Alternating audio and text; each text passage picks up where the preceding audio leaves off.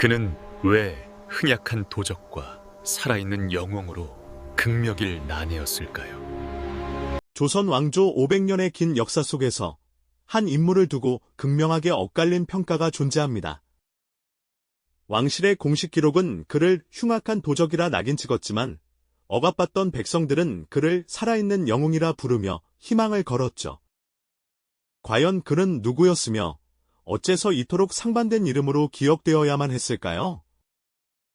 오늘 저희는 단순한 도적의 이야기를 넘어 한 개인이 시대의 부조리에 맞서 싸우며 정의의 진정한 의미를 우리에게 묻게 만드는 드라마틱한 서사 속으로 깊이 들어가 보려 합니다. 그의 삶을 통해 불의에 대한 저항, 그리고 시대가 품었던 모순을 함께 고민해보는 시간이 될 것입니다. 우리가 시공간을 넘어 도착한 곳은 16세기 중엽, 조선의 명종 제위기였습니다. 당시 조선은 그야말로 혼돈과 불안의 그림자가 드리운 시대였죠. 백성들의 삶은 고달픔 그 자체였고 탐관오리들의 횡포는 하늘을 찔렀습니다. 가뭄과 홍수 같은 자연재해가 잇따르며 농민들의 곡식 창고는 텅 비어갔고 먹을 것을 찾아 정든 고향을 떠나는 유랑민들의 행렬은 끝없이 이어졌습니다. 길거리에는 굶주림에 지쳐 쓰러지는 이들이 부지기수였고 전염병마저 돌아 백성들의 삶은 그야말로 지옥과 다름없었죠. 바로 이런 암울한 시대의 한복판에서 오늘 이야기의 주인공 임꺽정이 태어났습니다. 그는 황해도 봉산에서 백정의 아들로 태어난 천민 중의 천민이었죠. 당시 백정은 사회 취하층 계급으로 사람 대접은커녕 멸시와 차별 속에서 살아가야 했습니다. 임꺽정은 태어나는 순간부터 세상의 불평등을 온몸으로 겪어야 했고 그에게 드리워진 시대의 그림자는 너무나도 짙었습니다. 어린 임꺽정의 눈에는 세상의 부조리와 자신의 비천한 신분이 가져다주는 고통이 선명하게 비쳤을 겁니다. 왜 나는 이렇게 살아야만 하는가? 왜 세상은 이토록 불공평한가 하는 의문과 함께 가슴 속에는 분노와 울분이 차곡차곡 쌓여갔을 테죠. 그의 분노는 단순한 개인의 불만을 넘어 시대의 아픔과 닿아 있었습니다. 탐욕스러운 관리들은 백성들의 피땀으로 쌓아 올린 재물을 개인의 배를 채우는 데 급급했고 힘없는 백성들은 그저 속수무책으로 당할 수밖에 없었죠. 세금은 가혹했고 관리들의 부정부패는 일상다반사였습니다. 법은 가진 자들을 위한 도구일 뿐 약자들에게는 그저 또 다른 억압의 수단에 불과했습니다. 이런 상황 속에서 임꺽정은 자신이 겪는 차별과 주변 사람들의 고통을 보며 이 불의한 세상을 바로잡아야 한다는 강렬한 열망을 품게 됩니다. 그리고 마침내 임꺽정은 더 이상 좌시할 수 없는 결정적인 계기를 맞이하게 됩니다. 아마도 그것은 자신과 같은 천민들이 겪는 비극적인 사건이었거나 혹은 눈앞에서 벌어지는 참혹한 사회적 참상이었을 겁니다. 더 이상 개인의 불만을 넘어선 시대의 고통을 함께 나누고 해결해야 한다는 사명감. 그 순간 한낱 백정의 아들이었던 임꺽정은 백성의 희망이 될 의적의 길을 선택하게 됩니다. 그는 뜻을 같이 하는 동지들을 하나둘씩 모으기 시작했습니다. 억압받던 이들, 세상에 불만이 많던 이들, 그리고 무엇보다 정의를 갈망하던 이들이 임꺽정의 깃발 아래 모여들었죠. 그렇게 임꺽정은 자신만의 조직을 갖춰나갔습니다.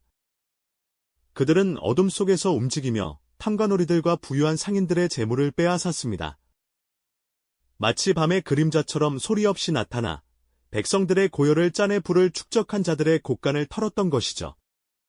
그들의 초기 활약상은 가히 통쾌하기 그지없었습니다. 빼앗은 재물은 자신들을 위해 쓰기보다는 굶주리고 고통받던 가난한 백성들에게 고루 나눠주었습니다. 그들의 손에 들린 쌀 한 줌, 옷 한 벌은 절망에 빠진 백성들에게는 한 줄기 빛과 같았죠. 밤하늘을 가르던 횃불 아래 임꺽정 일당이 부잣집을 터는 모습은 당시 백성들에게는 희망의 상징이었습니다. 그리고 그들이 나눠준 곡식을 받으며 환호하던 백성들의 모습은 억눌렸던 감정의 분출이자 새로운 시대에 대한 갈망을 보여주는 듯했습니다. 임꺽정에 대한 소문은 마치 들불처럼 번져나갔습니다. 흉흉한 민심 속에서 그의 이름은 정의의 상징이 되었고 백성들은 그를 통해 잠시나마 억압에서 벗어나는 카타르시스를 느꼈습니다. 이제 그는 단순한 도적이 아니었습니다. 백성들의 마음속에 깊이 자리 잡은 살아있는 희망이자 전설의 시작이었죠. 그의 카리스마 넘치는 리더십과 의로운 활약은 백성들 사이에서 끊임없이 회자되며 그들의 기대를 한몸에 받게 됩니다. 임꺽정의 이름이 단순한 소문으로 머물지 않고 마치 살아있는 전설처럼 백성들의 마음속에 깊이 뿌리내리자 조정의 분위기는 사뭇 달라지기 시작했습니다. 처음에는 그저 몇몇 도적대의 소란 정도로 치부했던 권력자들도 이제는 상황의 심각성을 깨닫게 되었죠. 백성들의 지지가 곧 왕조의 근간을 흔들 수 있다는 위기감을 느꼈을 테니까요. 그들은 임꺽정을 더 이상 평범한 도적으로 볼 수 없었습니다. 그가 곧 민심의 거울이자 자신들의 부패를 비추는 불편한 진실이 되어버린 것이죠. 명종 임금의 조정은 급기야 임꺽정 일당을 국가의 안녕을 해치는 중대한 역적으로 규정하고 대대적인 토벌령을 내리게 됩니다. 전국 8도의 병력을 동원하고 이름난 장수들을 앞세워 임꺽정의 숨통을 조여 오기 시작했죠. 마치 사냥꾼이 맹수를 쫓듯 조정의 모든 역량이 이 의적을 잡기 위한 거대한 그물망으로 좁혀져 들어왔습니다. 산속 깊은 곳까지 샅샅이 뒤지고 길목마다 병사들을 배치하며 포위망을 좁혀오는 모습은 가히 압도적이었습니다. 하지만 임꺽정은 결코 만만한 상대가 아니었습니다. 그는 탁월한 용맹함뿐만 아니라 뛰어난 지략과 통솔력을 겸비한 인물이었죠. 험준한 산악 지형을 마치 제 집 드나들듯 익숙하게 활용하며 관군을 농락하는 재주가 탁월했습니다. 어둠을 틈타 기습 공격을 감행하고 예상치 못한 곳에 매복하여 적을 혼란에 빠뜨리는가 하면 때로는 흔적조차 남기지 않고 사라져 관군을 애태우게 만들었죠. 마치 바람처럼 나타났다가 연기처럼 사라지는 그의 전술의 관군들은 속수무책으로 당할 수밖에 없었습니다. 조정은 수많은 병력을 동원하고 막대한 물자를 쏟아부었지만 임꺽정 일당은 번번이 그들의 소나기를 벗어났습니다. 오히려 관군이 지쳐 쓰러질 때쯤 기습적인 공격으로 보급품을 탈취하거나 주요 거점을 타격하며 자신들의 존재감을 더욱 공고히 했죠. 이러한 승리는 백성들 사이에서 임꺽정을 향한 신뢰와 희망을 더욱 확고히 하는 계기가 되었습니다.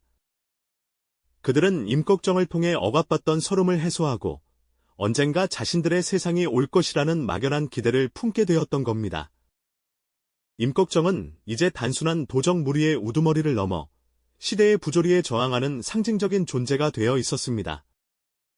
그의 이름은 백성들에게는 정의의 대명사였지만 조정과 탐관오리들에게는 두려움의 대상이었습니다. 이러한 상황 속에서 임꺽정의 마음은 어떠했을까요? 백성들의 열렬한 지지와 기대를 한몸에 받는 영웅의 자리, 하지만 동시에 조정의 끈질긴 추격과 포위망 속에서 언제 목숨을 잃을지 모르는 위태로운 운명이었죠. 그는 분명 고뇌했을 것입니다. 자신이 걷는 길이 과연 옳은 것인지, 이 싸움의 끝은 어디일지, 그리고 자신으로 인해 희생될 수 있는 동료들과 백성들의 안위를 두고 깊은 번민에 잠겼을 테죠.